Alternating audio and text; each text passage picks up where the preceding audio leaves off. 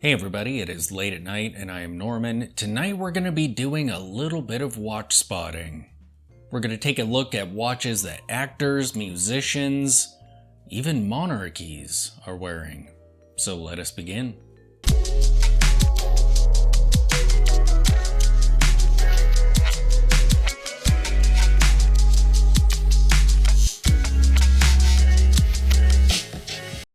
The first watch on my list is a surprisingly affordable piece. And this watch was seen on the wrist of Idris Elba. I think it's pronounced Idris. And he is of Luther fame, and I might have seen him somewhere else as well. He's super familiar. But the watch that he's wearing is a Brew watch.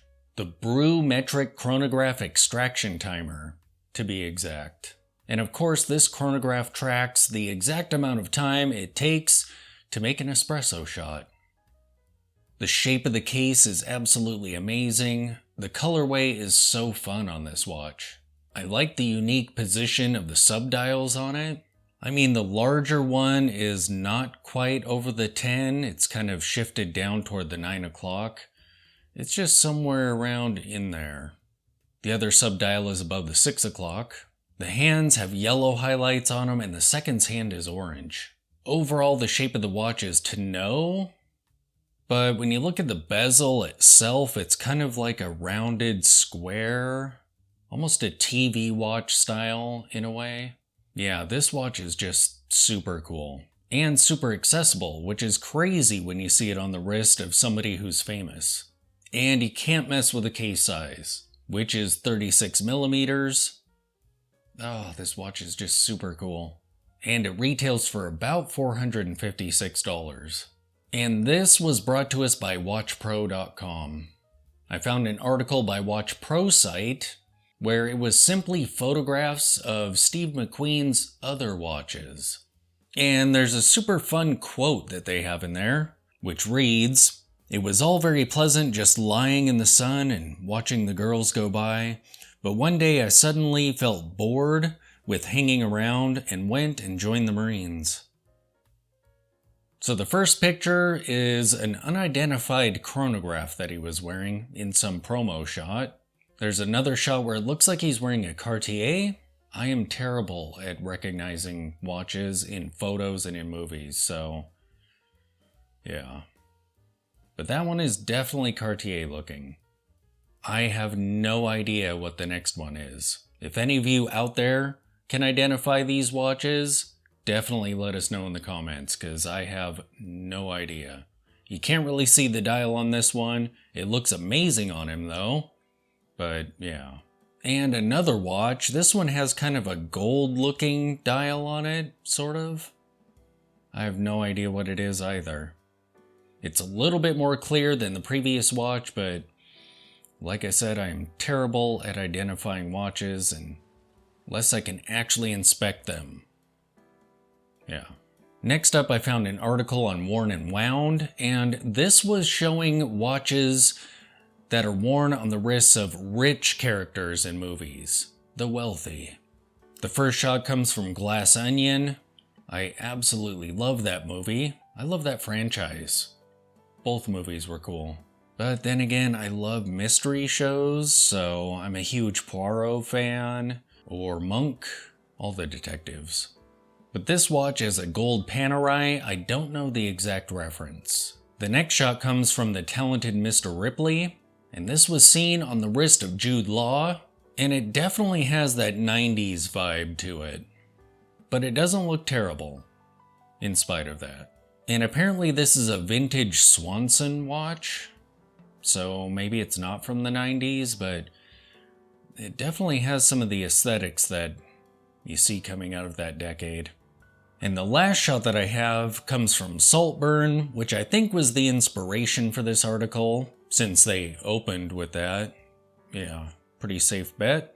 However, I have no idea what this watch is. You pretty much only get a side profile of it up under his cuff. It almost looks Reverso-ish, but I could be wrong. Maybe one of you out there know what it is. By the way, all the Saltburn memes are really weird. I don't think I understand any of them. I saw the movie, Just not connecting these weird memes that are all over. The next watch comes from a Hodinkee article, and this was on King Frederick's Omega. So King Frederick is the king of Denmark, and apparently he inherited the crown from his mother unexpectedly. So the nation was kind of in shock when it happened, I believe. But apart from being king, which is crazy enough, he's done a lot of things. So before taking the crown, he was a sailor, a sportsman, a former member of the International Olympic Committee, a frogman in Denmark's Special Forces. He served in both the Danish Royal Navy and the Danish Royal Army. And his favorite watch apparently is the Seamaster 300. In the past, his military unit had given him one. It was a unit watch, and he fell in love with it. And this watch is customized, so it has a matte bezel and dial on it, and it's no date. That's cool. And the case back has his unit's insignia engraved on it. I love that it's a no date. That's crazy. Also on Hodinkee, they did a write-up of an auction of Elton John's watches. So apparently the items in a former Atlanta house that he owned are going up for auction. There are 921 lots in the sale, and I think 13 or 31, more than 30 watches are part of that lot. And being Elton John, as you could imagine, these watches are loud, not tame, but yet still kind of classy. First up, we have the Rolex Leopard Daytona. Definitely loud. It's blinged out and it has leopard print all over the strap and the dial. I could definitely see him wearing this watch. Apparently, he also owns a Cartier Crash. Crashes are super fun. I feel like someday I need to try one on and get some pictures just to experience this watch. It's such a crazy piece. And he has a diamond encrusted Cartier. This one's done in clear diamonds and blue with a matching blue strap. And I feel like even though it's completely blinged out, this one's kind of nice looking. I can't believe I'm saying that.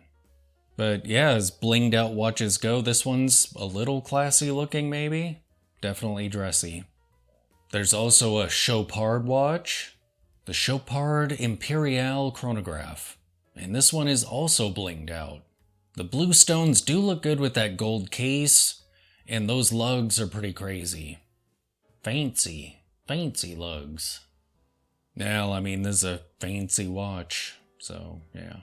The article also featured a shot of a bunch of watches in one picture, a little bit smaller, so let's see if we can identify some of them. It looks like there's a couple Cartiers in there. I think I see a Frank Mueller. I cannot read what that gold one is though, so I'm not sure on that one. There's an AP and a long A. All right. The last bit of watch spotting that I have, I'm sure you're all familiar with. Yep, Arnold Schwarzenegger and his confiscated watch.